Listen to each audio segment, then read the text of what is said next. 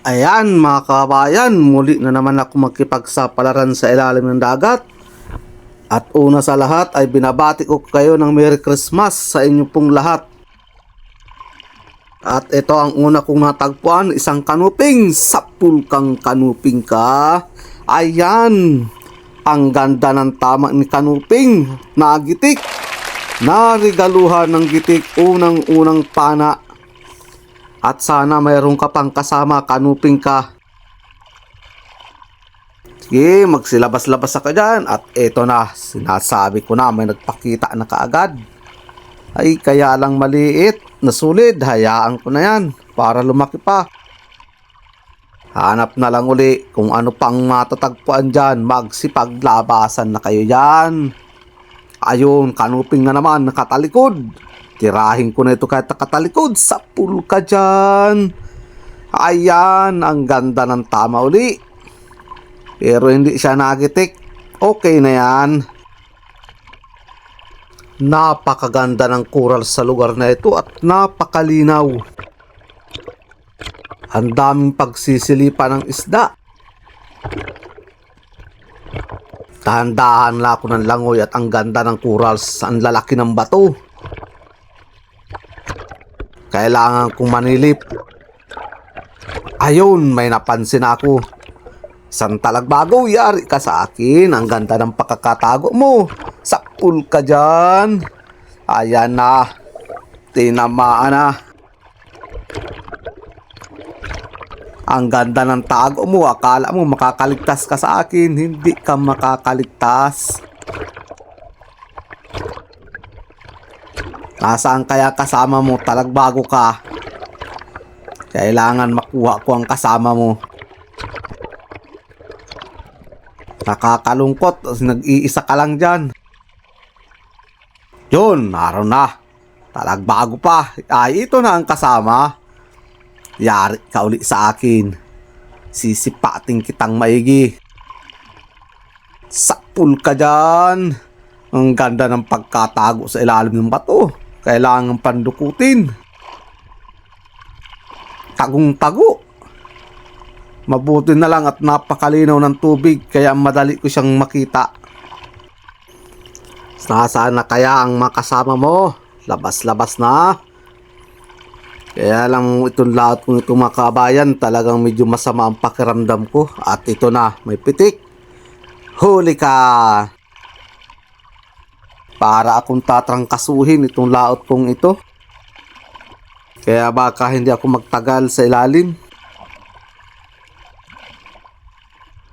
Ayos na yung laki ng pitik. Pwede na yan tiyagaan. Malaking bagay na yan at tagpatagpo sa akin. 900 ang kilo na yan ngayon. Kahit na amihanin. At ito pa. Kanuping. Sapul kang kanuping ka. Ayun, narigaluhan ng gitik. Kailangan maglaot. Kahit na medyo masama ang pakiramdam.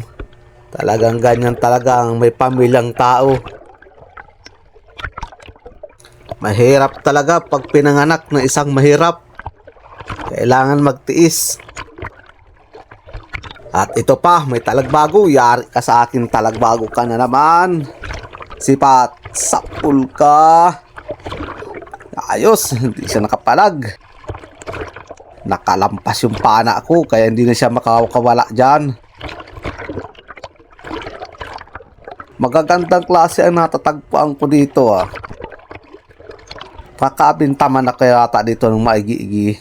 Sana lang. Ang ganda ng pagkaputi ng buhangin dito sa lugar na ito. Bagong linis. At ito pa, may kunong. Sapul kang kunong ka. Yan, nagitik. Wow! Malungkot ang busis ko ngayon ah. Talaga yatang matutuloy ang aking trangkaso. Sa lahat pala mga kababayan, yung mga nagpapashoutout sa akin, sa next video ko na lang. Ipon-iponin ko na lang yung magpapashoutout po muna sa akin at ilang piraso pa man lang pa nagpapashoutout. At ito, talagbago ulit. Sipat. Sapul kang talagbago ka. Ayun, nagitik na naman. May regalong gitik na naman. Piling-pili ang napapana ko ngayon Sige, tuloy-tuloy lang hanggat kaya pa ng katawan ko. Pag hindi na kaya, masampa na ako. Ito pa, sulid. Sapulkan sulid ka. At nagitik pa. Hihi. Ayos. Sunod-sunod ang pagkakagitik. Sige, nasaan ang kasama mo? Budlawan ka. Kasi paglabasan na kayo dyan. Dahan-dahan uli ako ng langoy. At ito may kunong. Lapitan ko ng maayos itong kunong na ito kung matatamaan. Sapul ka. Yun lang ang problema. Hindi natutukan ng camera ko. Talagang iba yata talaga ang tingin. Kaunting tiis pa. Maragdagan lang itong huli ko. Panilip. Sus, ang ganda nitong corals. Dun sa kabila ng bato. Ikutin ko kung meron. Ay, ito na, may balbas. Andiyan ka lang palan. Yari ka. Sapul ka. Ang ganda ng pagkakatago ng may balbas. Buti napansin ko kaagad. Wala yata mga buraot dito Puro magandang klase. Ilang piraso pala napapana kong buraot. Tsaga-tsaga lang ng panilip at langoy. Sana may kasama yung may balbas na yun. Hanapin kung maigi ang kasama mo. Dahan-dahan lang ng langoy. Para walang lipas. O ayan na, sinasabi ko na, sipat. Sapul ka dyan. Ay, bigong magitik. Pero okay na yan. Okay na yan. At least magandang klaseng isda ang aking napapana. Sana swertehin ako ngayong gabi.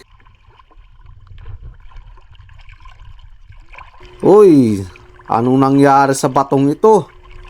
Parang minasakir. Gawa pa ito ni Uwan mga kabayan, kaya ganyan ang itsura niyan. Basag-basag. Binidyohan ko lang siya para makita na rin kung ano ang nangyari sa bato na ito gawa ng Uwan. Kahit medyo matagal na hindi pa rin nakaka-recover. Linis na linis ang bahura o corals. Madalang ang isda dito sa napuntahan ko. Ayun, meron pa. May balbas uli. Sipat. Sapul ka dyan. Yun, nagitik. Ayos, narigaluhan na naman ng gitik. Ano na naman kaya ang susunod kong matatagpuan? Sana magandang klase uli. Tsaga-tsaga uli ng panilip at sana sa aking pagsilip ay hindi ako magkaroon ng kulatoy. Hoy, hoy, hoy, andito na. Malaking surahan ng may sungay. Sipat, sapul ka. Kasya na ng laki. Yah, ang lakas niya. Mahirap kontrolin sa pana. Makukuha din kita. Takalampas na yung pana ko sa iyo. Huwag ka na magparawawala.